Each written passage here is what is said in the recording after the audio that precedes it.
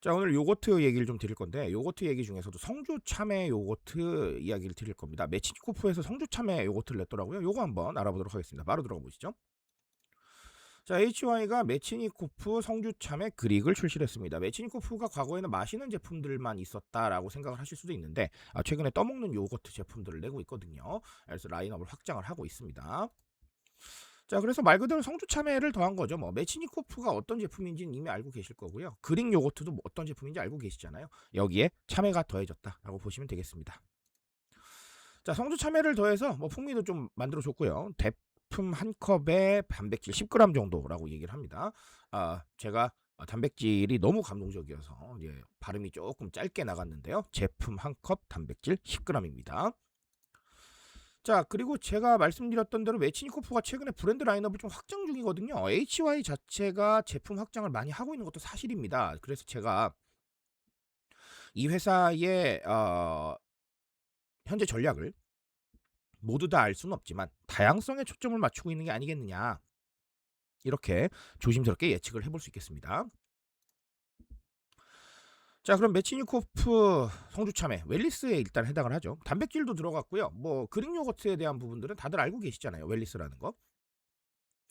HY가 최근에 제품을 확장하는 것도 결국은 웰리스 탓이라고 생각을 합니다. 웰리스 바람이 불 때 웰리스한 느낌의 제품들을 많이 가지고 있잖아요. HY는요. 그렇죠? 그리고 또 낼 수 있는 상황이 있으니까 이 기회에 여러 가지 소통을 좀 해보자라고 생각할 수 있을 것 같아요. 저는 충분히 그렇게 생각합니다.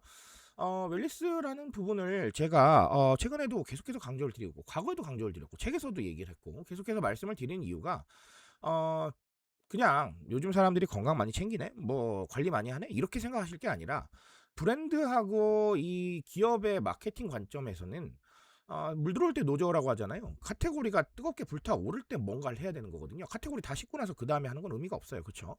그러니까 그런 것들 좀 발견해 보시라고 제가 말씀을 계속 드리는 겁니다.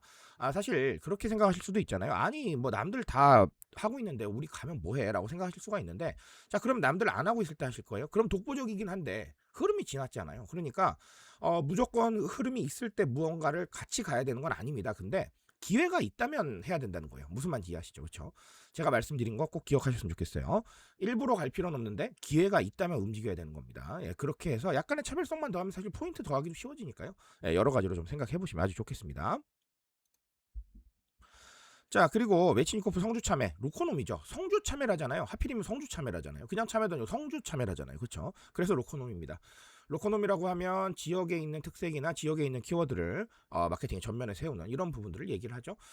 이미 기업들이 뭐 지역 상생 프로젝트로 정말 많은 제품을 냈고요. 아직도 이렇게 여러 가지 사례들이 이어지고 있습니다.